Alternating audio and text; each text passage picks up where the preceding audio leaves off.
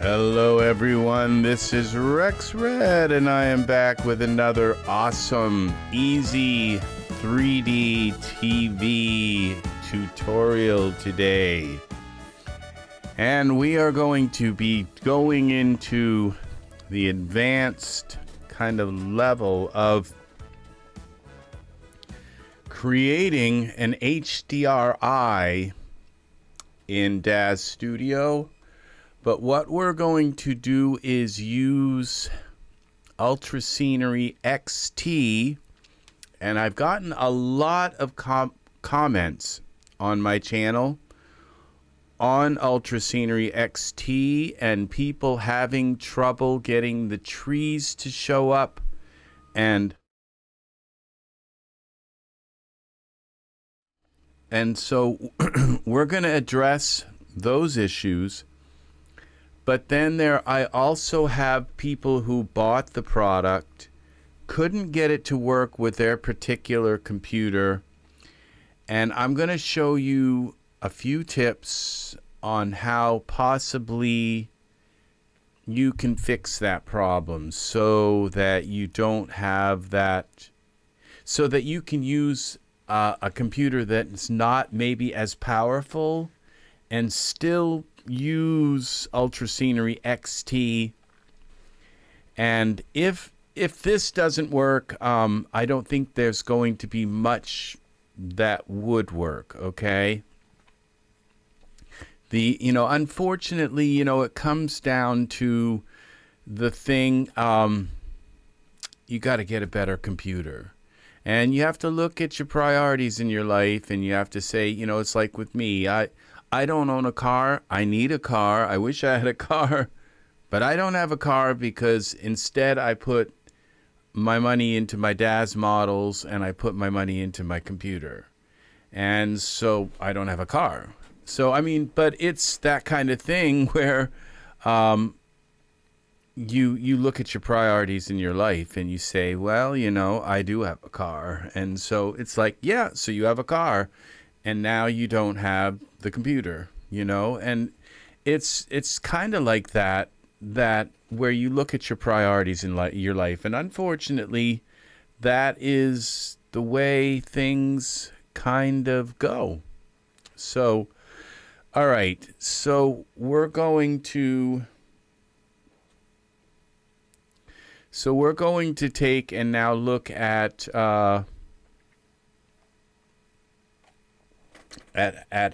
how you maybe with the system you have, if you've gone out and bought UltraScenery XT, and I kind of feel responsible in a way for pushing the product. It works really well with my computer, but it may not work well with yours. Okay, and some of the first videos I did on UltraScenery, and people find them because they search for UltraScenery XT. It's in the title, and so of the video, and so they search for them. They find it and they say, "Oh, that looks cool. I think I'll buy that." And they go out and buy it, and then they go home and try to use it, and they find out it doesn't work very well. And so what we're going to do now here is so what I'm going to do is I'm going to first load in, so I'm going to show you how to use UltraScenery XT, get it set in your scene, and then create an HDRI from it. And then okay, and see if maybe you can still use UltraScenery XT the way it's kind of intended to be used, and still get away with using it with your computer if you have a weak laptop or something like that. So I'm going to go in here and set my settings down a little bit to Daz Studio says that my settings need to be at 4,000. YouTube says my settings need to be at 4,500 kilobits per second. All right, so we're gonna try that, and I'm gonna look at my scene and see if it looks like crap or what, you know. So let's see, output. It's at 8,000 right now. Let's go 4,500. Okay, 4,500 kilobits per second. It's like, really, YouTube? That's what you think this live video should be at. So, okay, so we set it down to 4,500. Let's go over to my other computer and see what this stream looks like. Maybe they're right. Okay, so let's go up to our 1080p and see what this looks like. Well, you know, it doesn't look that bad, I guess. So, and it might help with streaming, and there's not much action going on here. So we'll leave it, okay? If I was gaming, I don't think I'd like it as much, but let's see. It doesn't look like crap, so not like total crap, okay? So we'll go with that. And okay, so without further ado, what we're going to do is we're going to, when you use UltraScenery XT, you have to have some kind of reference in your scene, or you're not going to know how big the UltraScenery XT is. But you don't want to put something in your scene that's going to stop your ability to use UltraScenery XT. So what we're going to do is we're going to, I have up here, and I put it in my favorites here. We got UltraScenery, but first we're going to put a camera in the scene.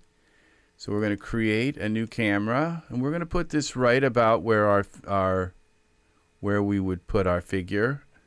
And so we'll copy the perspective view, and we'll probably move this camera around a little bit, but now I'm going to go up to this UltraScenery, and I'm going to put this in, and just so that we have an idea of the land here. So I'm going to go in UltraScenery. Now you don't have to have UltraScenery. You can just put a plane in the scene, okay? And we're going to go with UltraScenery because you'll see kind of what I'm doing, and I'm going to click this no features, and then we're going to go and we're going to turn all of the like grass and long grass and all this stuff off. We're going to select our camera view, which it doesn't really matter because it will build the ground anyway, the ground texture. So build scene. And so what we're just going to do is end up with a plane with a texture on it. So you don't have to use UltraScenery in this step, okay? I'm just using it because it gives me this size piece of UltraScenery. When we click this, you see how this is, you know, it gives us a piece of land. And it's quite large, actually. UltraScenery's land isn't too small. And if you flip it over, you can see how much bigger it is from that basic square that you have when you start a scene, okay? So we're gonna do is we're gonna put something in the scene that is small, like let's say a chair, okay? And we're gonna look in our files here. We'll unselect that and go here to default, and let's just find a chair. This chair will probably stick out. Okay, it's a prop. And so when I select the chair and we zoom in, there is the chair. And the chair is kind of down into the ground a little bit. So we're going to just bring that up a little bit so it's sitting on the ground.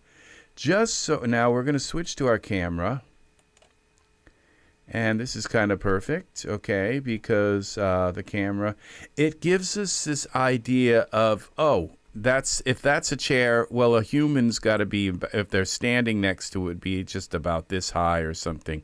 It gives us an idea of a perspective of reality, okay, that's a person would be this high if the chair, unless they're a dwarf or something like that. But a gnome, I don't know, they would be very short, like a garden gnome or something. So, but a regular person would have to sit in that chair and be arranged from a child to an adult, basically from, you know, I don't know, 4 or 5 feet to, you know, around 6 or more, you know, an average person. Okay. So this gives us an idea of reality. Okay. But the thing is the chair isn't taking up that much room. And if we go into wireframe, you can see that wireframe mode, that this plane here, it doesn't have a heck of a lot of geometry in it.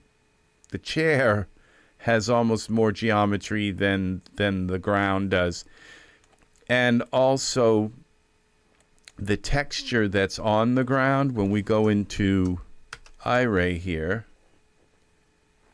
this ground texture, it's like a repeating pattern. It's not really that graphic intensive. It's probably not even 4K for this ground texture. So it's going to be very easy on the resources of your computer, okay? So that is what we are looking at here, okay? So then we're going to bring in because once we bring in UltreScenery XT, which we're going to do now, and I don't think I have it here, so we're going to go to our window, and I am assuming that you have a working knowledge of like how to put in UltreScenery XT and all of that. So what we're going to do now is create an instance of UltreScenery. We'll leave it at 512. And then we're going to, and it takes a while here for it to come in. And this is the way UltreScenery comes in, okay? It's, we have a maximum altitude, and we're doing this for 2 reasons. I'm doing this tutorial, and one reason is to help people who have a weak computer to still use UltreScenery in their scenes, okay? And the other, so they can get some use out of a product that they purchased, okay? Because UltreScenery is a great, I mean absolutely amazing product, okay, that I use all the time. Now, the thing is, when UltreScenery comes into your scene, as you can see, it's floating in the air, okay? I don't know why the default terrain needed to be floating in the air, okay? It just doesn't make any sense to me at all why they would do that. But it's floating in the air. So, and this is with minus 25 feet. So we're going to go out of Iray. And as you can see, some of it, when you look in the back, it looks like it's kind of below. So some of it goes, and if we go to our perspective mode here, and we select UltreScenery, and then we go around, this shows us what it is. So this tiny little square in here, this little square, it's about that big. That is our piece of land. So this is how big of a piece of land that UltreScenery XT makes. It's gigantic. Okay, and now if we also look at this in wireframe mode, you can see that it's actually also, the wireframe is, let's zoom back in on our UltraScene a little bit, and you can see that the wireframe for, it's not as fine as the wireframe for UltreScenery, but that's quite a few little triangles that your computer has to but it's really should be easy for even a weak computer to handle this, and then this big gigantic terrain. Now, if we take this UltraScenery, I don't think we can make a terrain smaller than 512. Yeah, we can. So let's go 128. Okay. And now if we take and look, and you notice these triangles look even bigger. And if we take this UltraScenery and we now select this, as you can see, you have now a smaller piece of land. If we were to take this out and put a larger piece of land, let's go to 1024. All right. And it should be even larger than the scene, than our, yeah. So this is processing a much larger piece of land. Okay. So what I'm trying to do is give you an idea, and I'm not sure that it may actually, I'm not sure what this resolution means. It may mean that there's actually more triangles in the land, so that it has better peaks and valleys and craters and, you know, crags and all kinds of things in the land. So let's select our UltraScenery and get a little closer here. And yeah, you can see this is the case. That what it does is it gives you, it looks like it's about the same size land, but it has more detail in it. These are almost the size of your UltraScenery scenery.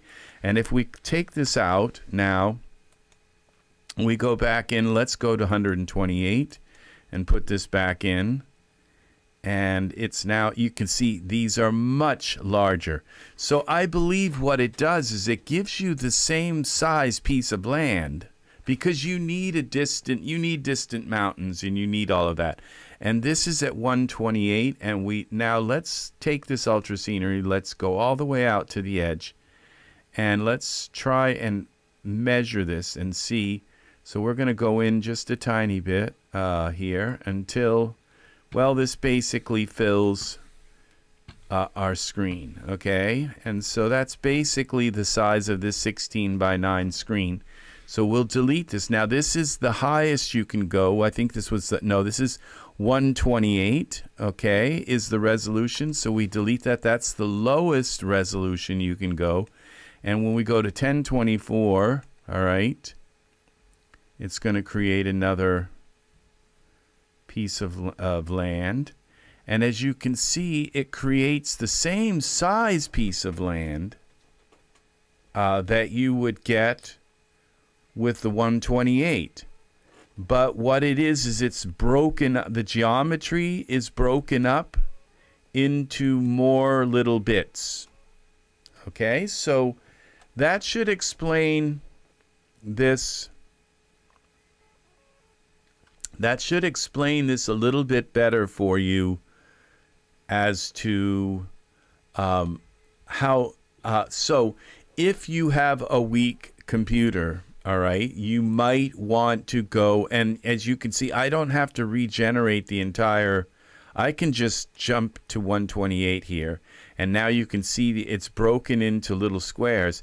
Now when I go down to our chair in the scene, okay, and we take and flip this around a little bit, now this land is so far away, okay, in the scene that it might not really matter that much. Okay, so we're going to select this UltraScenery, and what we're going to do is, you see, because it's so high up in the air, I could bring this down to about, so this maximum altitude, this is what you need to understand to get your trees to work, okay, is the maximum altitude is the highest peak of your mountain range. Okay, and that is 100 meters, okay? Why it's meters, I would think a mountain range would be in yards or feet or something. Or, well, I guess meters, 100 feet, okay? It doesn't seem that high. Just don't concern yourself too much with that. just concern yourself with what you see. So what we're going to do is get out of wireframe mode. We'll do this with 128 resolution. This is the way to at least get it to work with your computer, is to start out with a resolution, with the lowest resolution possible, and see if you can get it to work. Okay? So the resolution would start out with 100. You're still going to get a gigantic piece of land, but the mountains might be a little bit kind of triangulated, okay?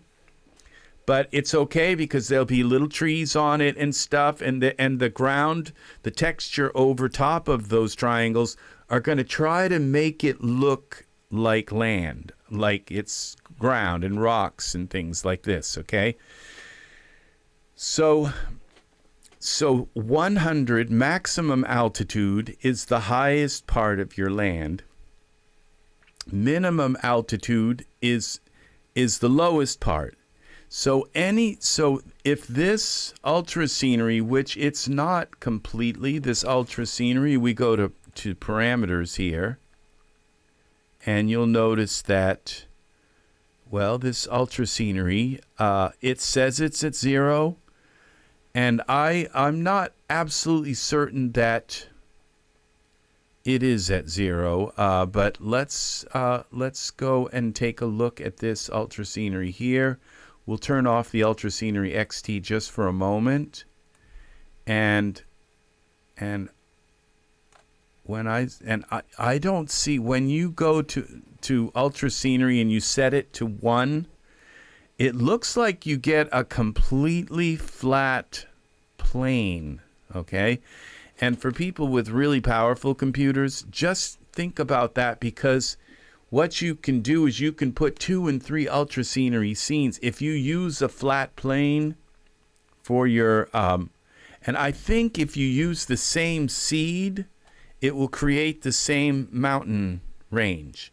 So you can use multiple UltraScenery scenes in the same scene, and then just delete the land, and use the land that you want, and delete the plants and herbs, the biome, or the forestry stuff and grass and all that from each one, so you can mix and match any scene and say, I'd like to have some daisies in here, and just bring that UltraScenery scene in. I mean, you could theoretically use UltraScatter and scatter anything over there, but it's not going to scatter right through the